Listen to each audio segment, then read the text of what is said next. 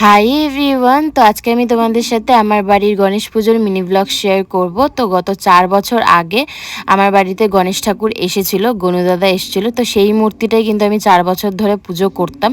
আমি নিজেই ভোগ টোগ করে আমি নিজেই পুজো করতাম। তবে এই বছর কিন্তু আমাদের বাড়িতে একটু বড় দেখে সুন্দর একটা গনুদাদা আনা হয়েছে, আর বেশ বড় করে আর কি পুজোটা করা হয়েছিল। ঠাকুরমশাই দিয়ে পুজোটা করানো হয়েছিল এই বছর।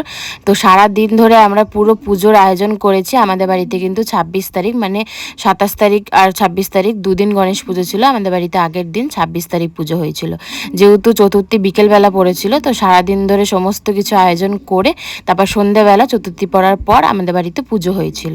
তো আমাদের গনুদাদার মূর্তিটা কিরকম হয়েছে অবশ্যই কিন্তু তোমরা কমেন্ট করে জানিও। আমরা তো চৌকি সরাতে পারছিলাম না। যাই হোক, তারপর চতুর্থী পড়ে গেছিলো আর আমাদের আয়োজন সমস্ত কিছু হয়ে গেছিলো। এখানে ঠাকুরমশাই পুজোতেও বসে পড়েছিল, আমাদের সংকল্প হয়ে গেছিলো। এখানে পুজো কিন্তু অলমোস্ট কমপ্লিট। এ দেখো আরতি করছে। তারপর যজ্ঞে বসে পড়েছিল। যজ্ঞটা হয়ে গেলেই তো মানে পুজো হয়ে যায়। যাই হোক, তারপর সমস্ত মানে সবাইকে আর কি প্রসাদ দিয়ে তারপর আমি নিজেও প্রসাদ খেয়ে নিয়েছিলাম, যেহেতু সারাদিন উপোস ছিলাম।